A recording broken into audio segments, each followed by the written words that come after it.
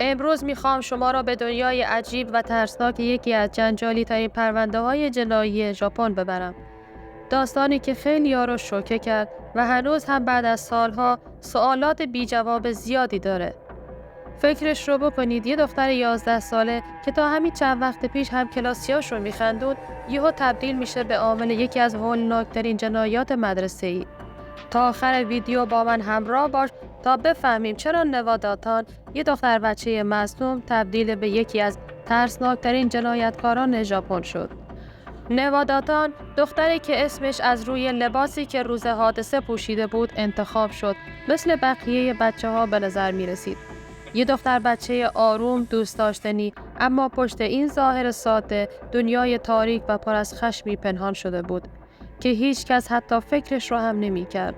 همه چیز از همون جایی که خیلی‌ها فکرش رو نمی کنن شروع شد، یعنی از دل یک کلاس درس. بذارید اول بریم یه نگاهی بندازیم به بچگی نوادا.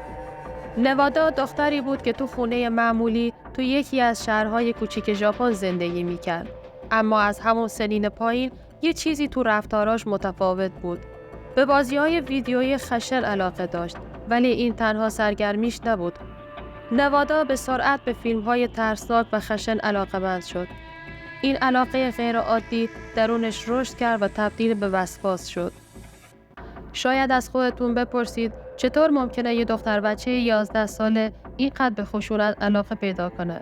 اگه دوست دارید بدونید چطور این علاقه به خشونت مسیر زندگی نوادا را به کلی تغییر داد، حتما ادامه ویدیو رو تماشا کنید. روز حادثه هوا مثل همیشه بود. صدای زنگ مدرسه بلند شد و بچه‌ها به سمت کلاساشون رفتن. هیچ کس فکرش رو هم نمی‌کرد که قرار امروز یک روز عادی نباشه. نوادا دختر بچه 11 ساله با چهره خونسرد و آروم وارد کلاس شد. اما در دلش طوفانی از خشم و احساسات سرکوب شده در حال جوشش بود. اون روز نوادا تصمیم خودش رو گرفته بود. با قدم‌های محکم به سمت نیمکت خودش رفت و کیفش رو روی میز گذاشت. بچه‌ها مشغول صحبت و خنده بودند. هیچ کس به اون توجهی نمی‌کرد. لحظه‌ای که همه چی تغییر کرد، زمانی بود که نوادا دستی به داخل کیفش برد و یه تیغ تیز و درخشان رو بیرون آورد. این تیغ همون وسیله‌ای بود که نوادا با خودش به مدرسه آورده بود. وسیله‌ای که قرار بود سرنوشت یه زندگی رو تغییر بده. اون به سمت یکی از همکلاسیاش که اسمش ساتومی بود رفت.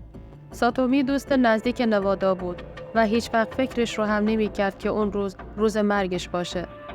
نوادا به آرومی به سمت ساتومی رفت. لبخندی روی لبش بود، ولی این لبخند هیچ وقت به چشماش نرسید. قبل از اینکه ساتومی بتونه حتی عکس‌العملی نشون بده، نوادا تیغ رو بالا برد و با یک حرکت سریع و قاطع گردن ساتومی را برید. خون فوراً از گردن ساتومی جاری شد و روی میز و کف کلاس پخش شد.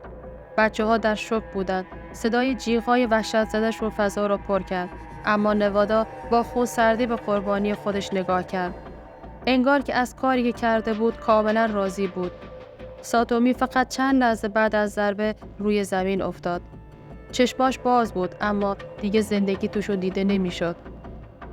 هیچ کس نمیتونست این صحنه رو باور کنه. معلم‌ها و دانش آموزان همگی به سمت در دویدن، ولی نوادا هنوز همونجا ایستاده بود. انگار که هیچ اتفاقی نیفتاده بود.